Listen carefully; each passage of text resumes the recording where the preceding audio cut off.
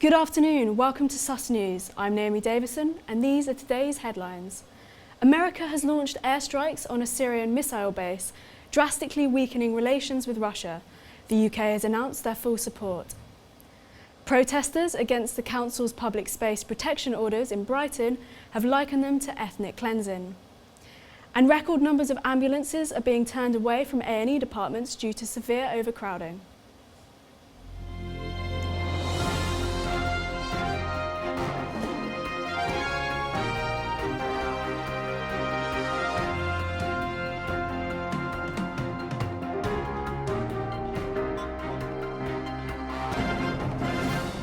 America has launched airstrikes on a Syrian missile base in reaction to a gas attack by the Assad regime that killed at least 72 civilians.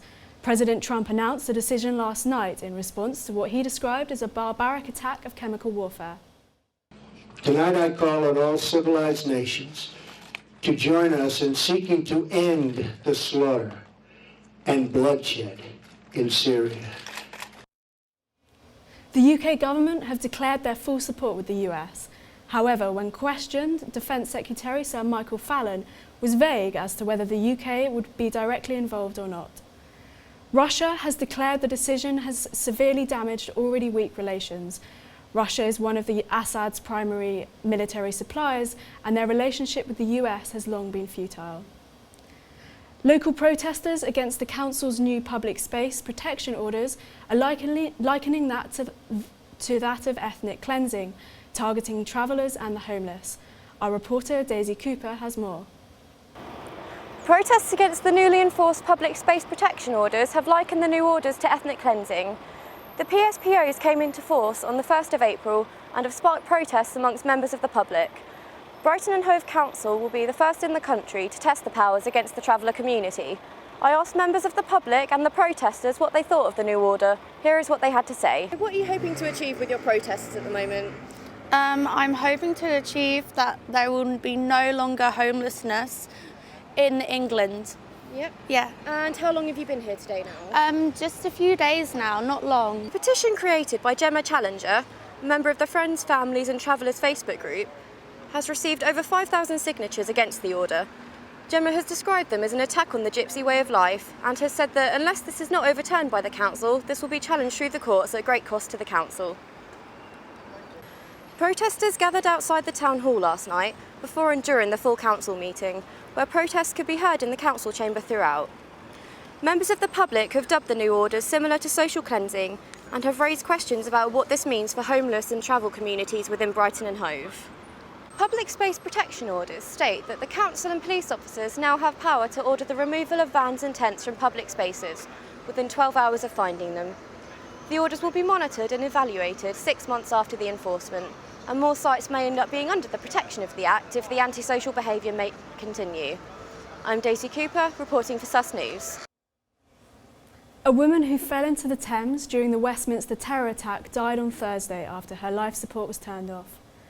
31-year-old Andrea Christie was a tourist from Romania when she fell from Westminster Bridge during the attack. Her family have said they are eternally grateful to the medical staff who tried to save her. She is the 5th victim to die from the violence.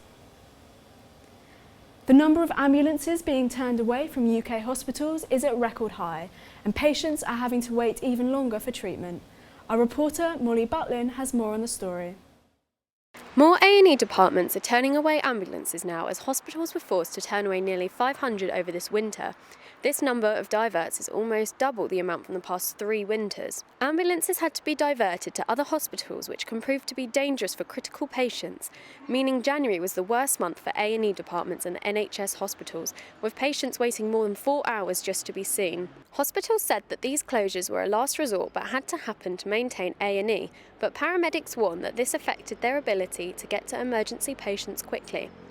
Across the country, ambulance crews failed to reach the response time targets, and in Brighton, hospitals have been placed in special measures after being rated inadequate by the Care Quality Commission. Molly Bulletin, Sussex News. We have Molly live to speak to us now. So Molly, are people being turned away from A&E due to overcrowding? Yeah, the waits have just been about over 4 hours now, so they're diverting the ambulances to other hospitals. Hospitals are suggesting now that you call 111 instead of making an emergency call to free up the time and stop the really long waits. Thank you, Molly. Brighton and Hove's bus fares are set to rise to encourage commuters to use the more convenient bus ticket app. Crystal Lee has more. Bus fares in the centre of Brighton and Hove are to rise. Brighton and Hove Buses is raising the cost of short hop central area from £2 to £2.20 since April the 25th. This is another rise in 5 years. People can continue to enjoy the original £2 price by purchasing a centre fare M ticket on its app. However, about 70% of the fares are being frozen. The purpose is to increase the city security fares and network protection fares. Including young person saver tickets and special single fares, short hops and other cash fares will be affected. All mobile phone one-day and weekly city saver tickets are about to be frozen as well. The company said more and more serious urban congestion has greatly boosted bus operators to check their annual fares.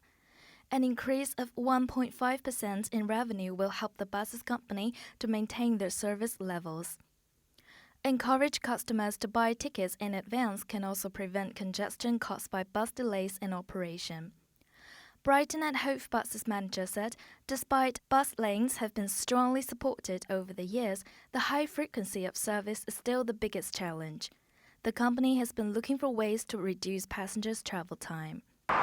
As far as we know, most customers have already bought tickets before traveling, which is cheaper than buying on buses. This can also reduce the bus's waiting time at stops and is a very important way to help to solve the city congestions. This is Crystal Lee reporting from Brighton. And in sport, will Brighton Albion remain undefeated? Tonight's match against Queen's Park Rangers could put them back to the top of the championship. India Ralph has more. Brighton and Hove Albion are set to play Queen's Park Rangers tonight, with a win seeing them return to the top of the championship table. The Seagulls need a maximum of 12 points from their remaining 6 games in order to be promoted to the Premier League. Brighton are currently unbeaten in their last 7 games. If the Albion win tonight's game at Loftus Road Stadium, it will be their first win there for almost 60 years. However, Brighton have gone 8 matches without defeat against QPR, winning 4 and drawing 4. Tonight's game comes as tributes pour in for a supporter of Brighton and Hove Albion, who passed away earlier this week. Paul Welch was instrumental to the club's move to Falmer and has been called a selfless contributor to the club by former chairman Dick Knight. India Ralph, reporting for Sus News. That's all your news for now. I'm Naomi Davison and you've been watching Sus News.